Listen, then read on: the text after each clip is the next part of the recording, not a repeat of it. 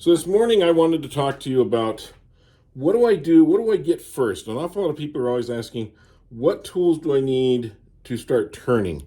And a lot of times they'll run out and they will buy a set.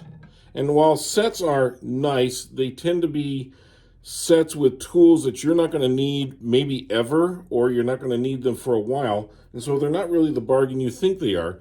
You'd be better off buying three, in my opinion, three pieces or maybe four to start with and learn how to use them correctly, because honestly you can turn an entire bowl with just a gouge, or with the right skew you could turn an entire bowl inside and out, learning the right techniques on how to use it. You don't need to have 6 or 7 tools. Now that being said, there are high quality and low quality tools. High speed steel is good. I prefer to get M2 at least in cryo if I can, because yes, they're expensive short term, but long term they're going to last a lot longer. They're going to hold the sharpness longer. You're not going to be taking as much metal off and sharpening as often, so it's over the course of time it's going to stay a real tool and not some little nub at the end. And I think that you get a more confident use with the more money you spend on a tool. That being said, a bowl tool should have a shank like this. It's a piece of hard brown steel all the way into the handle. If they do not have that, they are not really a bowl tool. They are a spindle tool, and because they're built differently and they can't handle the stress of the banging of the wood that you get when you're trying to use a gouge that's not supported properly. The other part of support and also consideration is how you cut or how you put your angle on your gouge. And that's something that's very personal. Some people like a 40-40, right here, 40-40. Which is something you have to learn to use. It's not something that everyone can do. I prefer about a 50-55, and I have, in my case, a couple of different gouges with different cuts on them, or for different shapes on them, so that they can do different things. For instance, if you can look real closely here, you'll see, I don't know if it comes up, this wing is a little bit higher than this wing. That's an asymmetric grind, and you use that for certain types of motions that you use with the gouge. So for me, that works. But for most people, you just want to start with just a regular grind, a nice bevel, maybe around 50 degrees, something like that. And because the sharper the angle, the different the cut, and also how you're going to get into the bowl as you're going in. So you really want to have something that you're comfortable with. Once you use it, you get very used to a certain grind and you stick with it. I also have like a big one like this. Now these are all what are considered 5/8 inch or 1/2 inch, depending on whether you're in Europe or the United States. 1/2 inch being the inside, 5/8 being the outside measurement. And again, I put different grinds on them so that I can use different angles for different shots. But when you're first starting out, you don't really need to do that. You can be just fine having one gouge. And you can do most of a bowl, including, your normal cuts. And also fine-tuning that. You can take this as a scraping cut, take little rough areas and smooth them out to almost sanding ability. A shear cut or a scraping cut can take a lot of that excess bouncing out and smooth it out to where you're ready to sand. This right here feels like it's sanded already just from making the gouge cut up this way. And we're going to use a couple other tools to try and refine that a little bit. But when you're getting a gouge, just get one that's well made. Like I said, I believe the M2 cryo steel is the better bet, and they're not that much more expensive. They're worth the purchase in my estimation. The second one is a skew, and the skew has an angle onto it, and an angle is probably about 20 to 30 degrees here, this angle. And then you also have a bevel here on the bottom, and that bevel is around anywhere from 25 to 45 degrees, again, depending on the preference of the person who's turning. And what you do with a skew is you can do rounding cuts, and the way you present it is you present up, bring it down until you start making cuts in the wood. This makes a very nice cut. Now, aside from doing that, you can do a lot of other things with a skew. You can get in here, you can make little angle cuts in the wood, bevel cuts. You can that part also.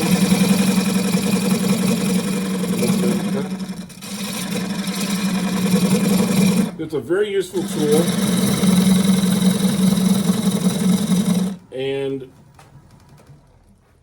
I've actually seen some turners actually do an entire bowl just using the skew.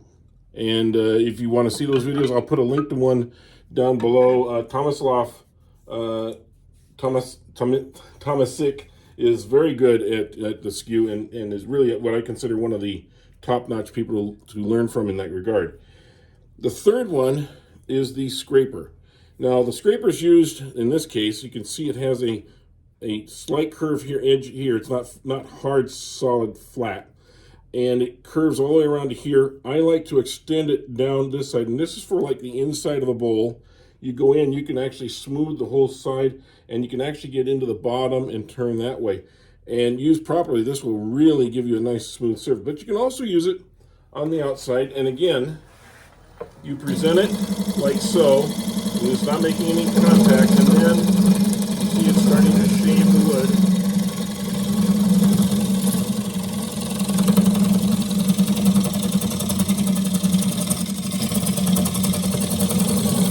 Two things you want to be very careful of. You do not want your rest to be far out here, because what can happen is your rest will get pulled down in here, and then you're going to have a real problem.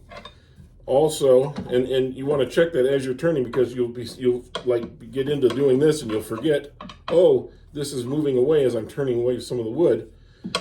The second thing is you do need to keep this sharpened, and one of the ways to do that is you want to keep this very flat. You want to sharpen it by flattening that surface, and then you can just do this very quickly.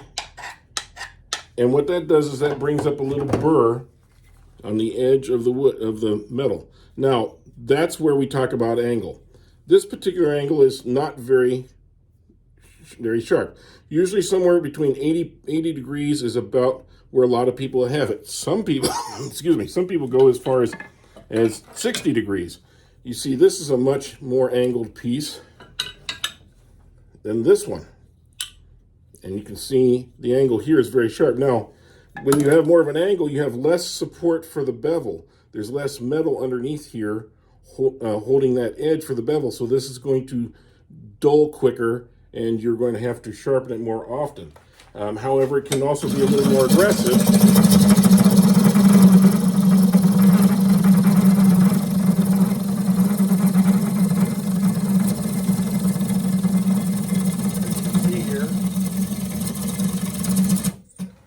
That is really taking the wood off, and it's very, very smooth. A little bit, not so much here on this end grain, and that's why you want to be able to go back and use some very light cuts on the end grain to kind of get that smoothed out. But that's an aggressive grind. This is a less aggressive grind.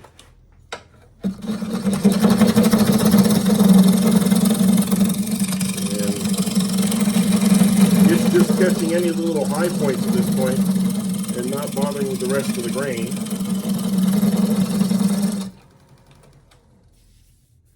And that's a little bit smoother. And you can also go with, this happens to be my favorite. This one has a, well, I should say, show you, it has a grind that goes all the way down here.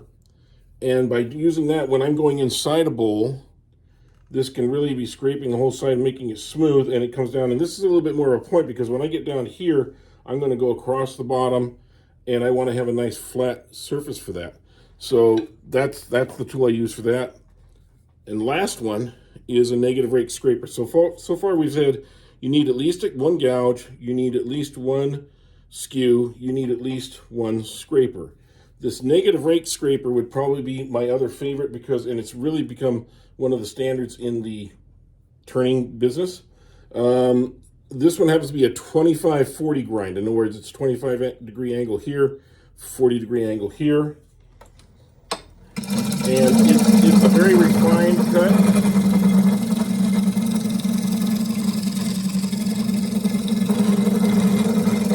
And again, like all of them, you present it like so, bring it down, and this is just about at a 90-degree angle to the wood.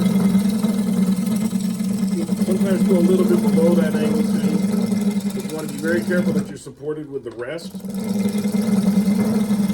And I'm taking very light cuts. I'm not jamming this into the wood. I'm letting it float along the wood.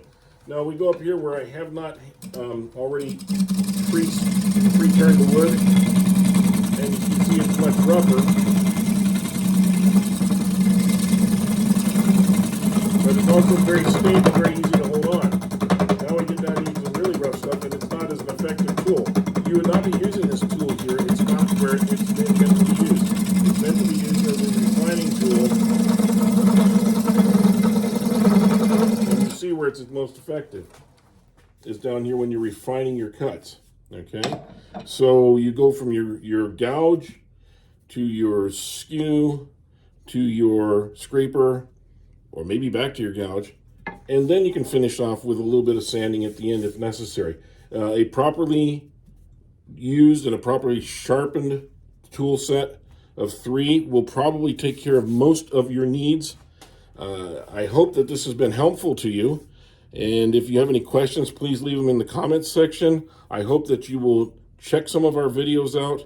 I try to make these very short videos. I know this is a 12-minute video, and I'll try and put some shorts out too, so people can just look at little pieces of it. But I wanted you to get a real idea of what does a starting turner really need. A turner does not need a lot of tools, but for what you would invest in 3 good tools, you're going to get a lot of use out of them, and you're going to really build your skills up much better than if you buy a package of tools for like $500-600 and not use half of them. That would just be a waste of your time and your space and everything else, and we all know that time, space, and money are all important. So please subscribe if you haven't subscribed already. I hope this has been a little premier into what you should use, and let me know. Thank you.